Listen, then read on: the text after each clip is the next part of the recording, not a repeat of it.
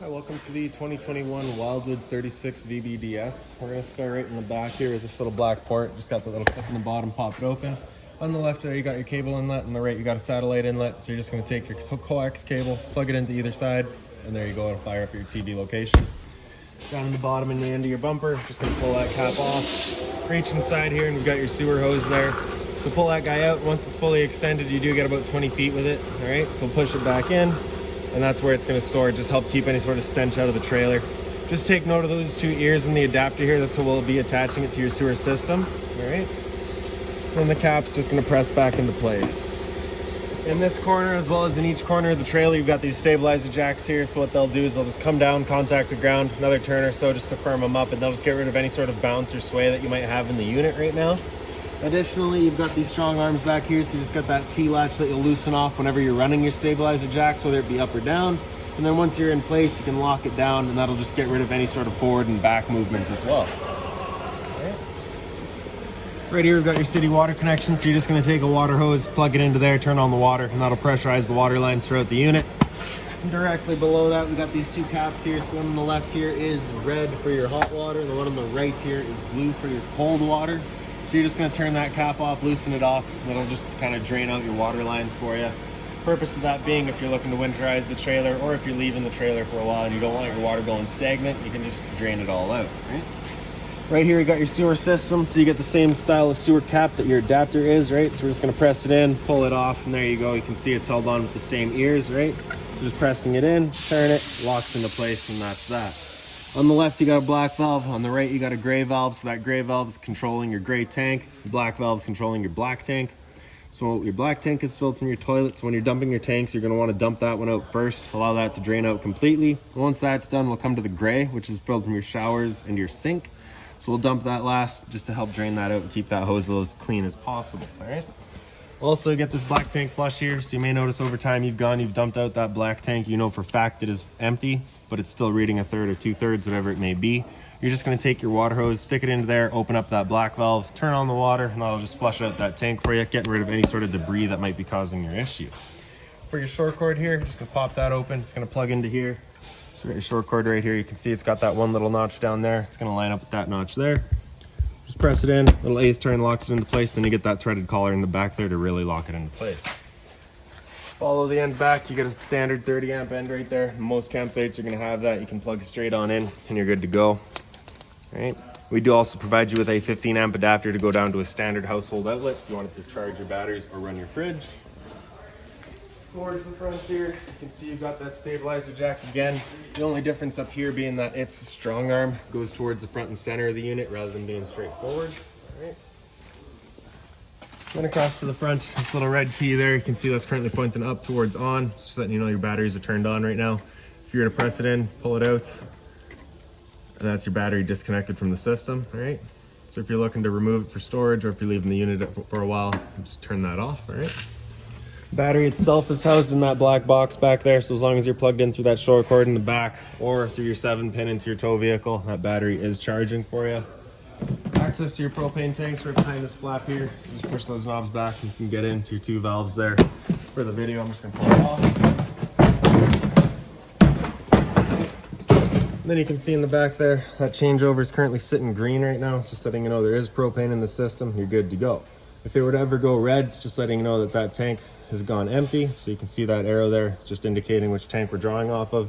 If it were to go red while you're pointed over here, it's letting you know this tank's gone empty. You close that off, flip it over to the other side, and run off of this one while you get that one filled.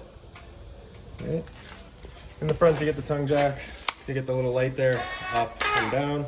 This little knob back there, if you just turn that and pull it off, you get access to your manual override. It's right down there. That little jack I'll show you in a minute here. All right. Turning that back into place, take our propane cover and press it back in. And that's that. So over on this side here, you see you got this little port, pop that open. You got a solar panel plug in right there. So you just take your solar panel, plug it into there, that'll charge up your batteries. The storage compartment here. So this is accessible from the inside, as you can kind of tell. Right, hung up on the wall there, right in the very top, we've got that arm for running all of your strong arms, the little T handles. Right down here, that is the override for your tongue jack up front, and this one hung up on the side there is for running all of your stabilizers. You can see we also provide you with a water hose as well as that park adapter I was telling you about. So your 30 amp end in right there, and then 15 amp into your house. Okay. The patio door entrance here, which I don't have a key for, but you don't need it right now. Your hot water tank here, you just got that little keyway, just pop it up, line it up, and you can pop it on open. Before you ever turn it on, whether it be with electricity, which is right down here, or with propane, which is inside the unit, you just want to hit that relief valve right there, make sure that shot of water comes out. That shot of water coming out is just letting you know it is full, it is safe to fire it up. And once we get inside and fire it up with propane, I will go over reset procedure. That procedure, the button I'll refer to is just right here. Right? And like I said earlier, turning it on with electricity is just right down there, and propane's inside. This port right there, just open that up. That's going to be your freshwater tank fill. So you take your water hose, stick it into there, turn on the water, and that'll fill up your freshwater tank. The drain for that tank is just right here. So just get that valve, just pushing it in to close it off, open it up to drain it out. You got your exterior speakers here. They do get little blue LEDs that'll turn on once you turn on the awning lights. Right beside that, we've got your furnace for your, the exhaust for your furnace. And so of course, if ever you're running your furnace, you just want to make sure nothing's drooped over that because it does get hot. Back here, we've got a Gfi Protected Outlet, so if you want coffee or toast outside, you got the power to do so. Also right up here, you just got a little vent for your stove. So of course, propane stove, whenever you're using it, is putting off fumes. So you do have a fan in there to evacuate those fumes, and that's the flap that'll be evacuating those fumes out of. You just get the two little holes there, you can pop it open, and then when you're done, you're just pressing it into place. All right. And I do believe that's about it for outside. So for your steps, these two are the exact same. You're just gonna grab that handle, pull it out, flip that bottom step over, and then we can come on inside. When you first get up in here, right down on the floor here, you've just got your converter, so just press the top and center, it'll pop on open. Get all of your breakers down the middle here. Whenever a breaker breaks, it'll sit in the middle, so just turn it off and then back on. And then all of your fuses on the side here. If a fuse were to ever pop, you'll get a little red LED right beside it, letting you know exactly which one went. Great. For the slide room back here, you just got the switch up here. Just press and hold out, and that slide will make its way out. Once that slide is fully extended, you'll just hear some clicks from the motors letting you know they've reached their stall.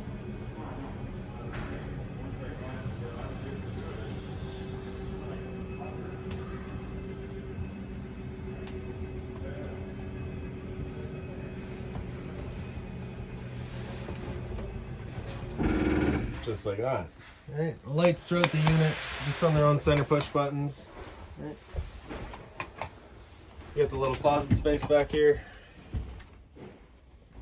The blinds throughout the unit, just these slow rises to kind of sit where you leave them. When you're done with them, just pop them and they'll go back up. Just like that. All right. TV backer here, so if you want to mount the TV in here, you got the power to do so. Right below it, you've got your outlet as well as your cable and satellite outlet for it. This binder here, all of your owner's manuals, all of your keys, all of your remotes, anything like that for the unit, it's just right in this binder here. A little bit more storage below that. And if we just pick up the foot of your bed, get access to that storage bin as well as the cubbies. Right above the head of the bed, another light there, USB charging as well as power outlet on either side.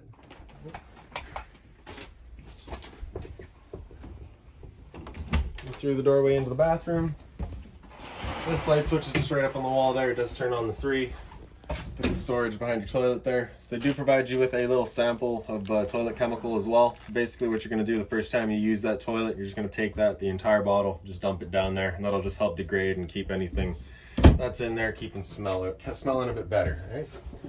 Medicine cabinet here, so it just has a little travel latch on the side, which just consists of this little bungee cord there, right? So just sits in that little lip, holds it closed. Gfi Protected Outlet, so test on the bottom, reset on top, hot and cold water, of course, a little stopper. A little bit of storage below. Just do be mindful whenever using this storage, you do have your drains just right there. The porcelain toilet bowl, which this customer's opted to upgrade to. And then the shower here, so the standard head, hot and cold water, of course, and the magnetic latching door.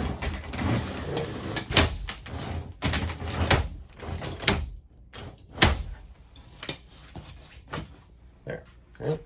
So if you do close it completely, you can kind of hear that click. That'll hold itself right open. And you get a bit more storage over here. Right. And then right above us, we got the roof vent. So just turn that knob to open it up. And then in the corner here, you got that switch to turn on the fan. And now it gets a little tighter. So this is where you'll have the advantage of being able to open up your patio door. You'll be able to get right to your monitor panel, which is straight up on the side here. So I just kind of got to reach around, open up the slide.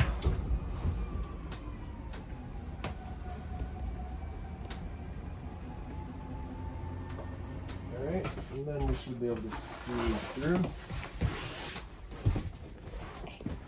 So right up on the wall here, you can see in the bottom left corner, that's your slide room. We're just gonna press and hold out, it makes its way out. Same idea as in the back. Once it is fully extended, you'll just hear some clicks from the motors.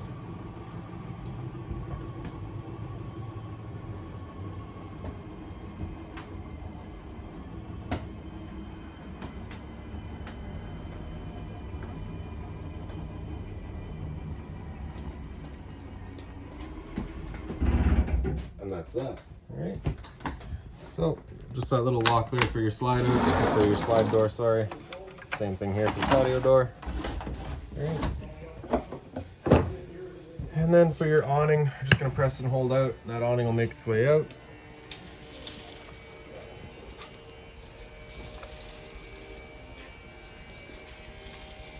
All right, once that awning's fully extended, you'll just see a little white flap at the end come down. I'm not too sure if we'll make it there today, but we should get close. Yeah, it's gonna be about all we got. You can just see that white flap starting to come through, all right? So once that flap is down and you see the black of the tube, that's as far out as you're looking to go. Now, if it were to start raining while you've got it out, it's of course going to be holding water. So what you can do is you can just grab either arm, front or rear, and just pull it down. And you can see that'll change, well, not really, but if it was fully extended, it does actually change the pitch of the awning out at the head, allowing water to then run off. Now, if you like the angle better, just because it does give you more shade, you can do the same thing up front, and it'll kind of hold the entire awning down lower, giving you more shade, all right? Before you ever bring it back in, though, you just want to make sure that's back fully extended and straight. And then we can bring it back in. One thing to keep in mind is just that your fabric stays over top of the tube. You don't want your fabric going underneath the tube. That will of course cause it to hold water and accelerate the growth of mold and mildew. Another thing to keep in mind is once you get up to about 15-20 kilometers an hour wind, you want to bring it back in just because it does catch the wind and runs the risk of bending your arms. All right. So this light switch on the right there does a little accent light above your slides. One on the left does your awning light outside there. Then this red switch on the right turns on your water heater, so you'll get that little red light up there letting you know the ignition sequence will start. Once that light has gone out, the ignition sequence has started. It'll try that 3 times, and if after the 3rd try it hasn't fired up, at that point that light will come on, it'll stay on. You'll be going out and using that reset button that we'd shown you. Now stood right here, you can hear that whir of the flame. We know that water heater is good. Right. To the left of that, we got your water pump. Turn that on, turns on your water pump, drawing out of your freshwater tank. Monitor system on the top there, so you get your battery on the left to tell you your current charge level. So because we're plugged in right now, we're currently C for charging. G is good, F is fair, L is low. For your fresh tank, as you fill that up, it'll go to 1/3, 2/3 and full. Same idea for your black and your gray. Okay. Right inside the patio entrance, you've got your fire extinguisher, so standard pull the pin, point and shoot. Right beside that's your LP detector, so propane's heavy there, it sits on the floor. This guy will detect it and start going off.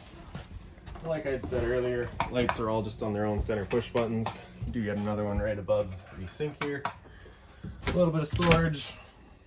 And beside that, we got your microwave, pretty standard, just like home. Below that's your range head, so you got your light as well as your fan. Right, so that's that fan that you want turned on and vacuuming out of that flap that we'd shown you outside. So for the bifold cover, you're just gonna lift it back and then fold it back. Turn your knob over to high, hit it with a sparker, and she fires right up. So again, whenever you're using this, it is putting off fumes, you do want to make sure that fan is on. All right. And once we're done, turn it back to off.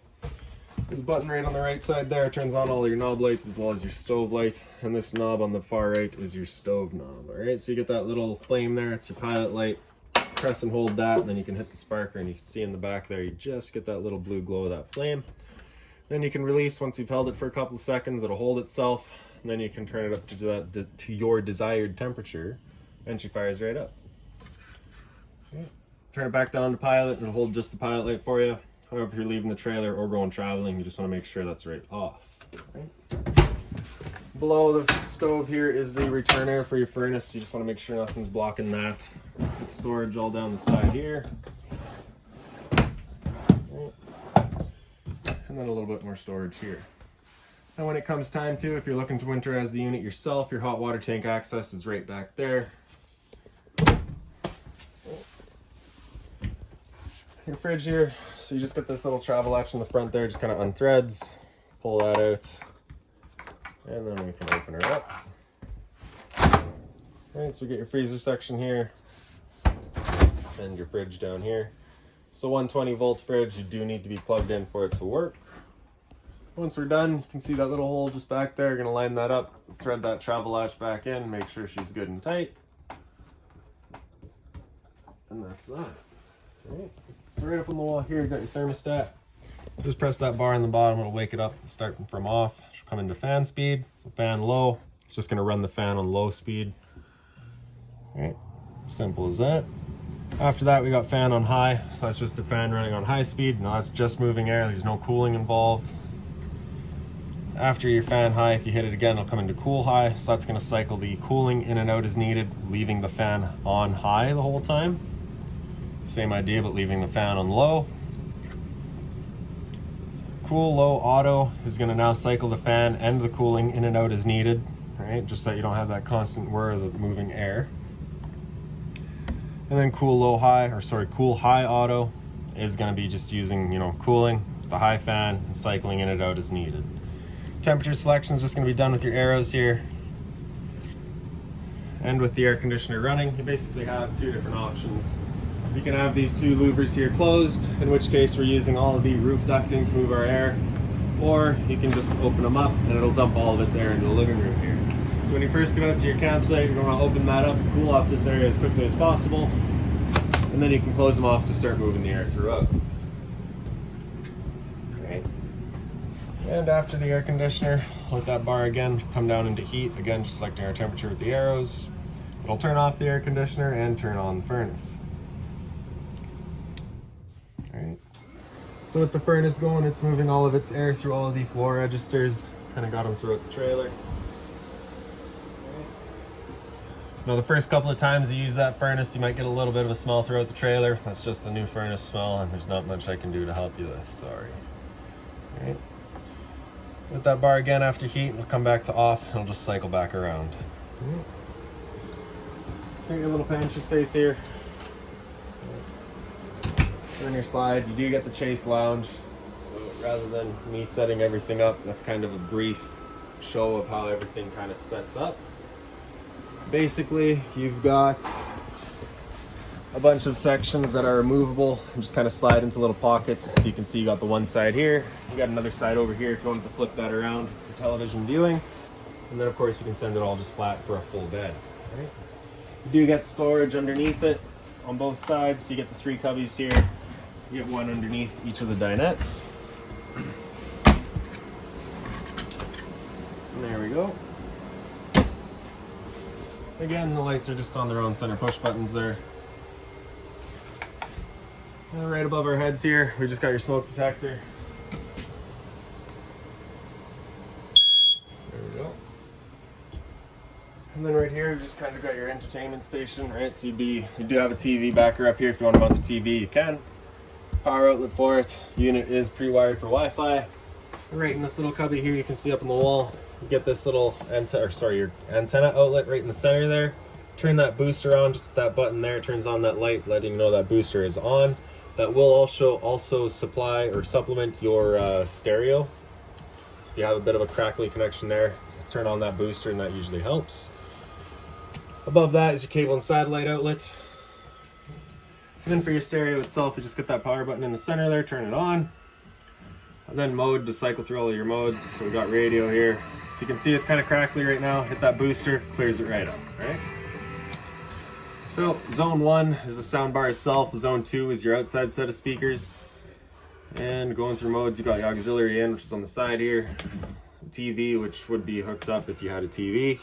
DVD, same idea. Bluetooth connecting to your phone. And then back to radio. Seeks are just going to be those two there. And if your HDMI or USB are hooked up, that will then become an option. Right? So press and hold to turn it off, and there we go. Fireplace here, so power button on the right there turns it on. Then you get your timer, 30 minutes up to I think 8 hours, 5 hours. Yeah. Then on the center left, you get your flame color, so you get that little bottom illumination.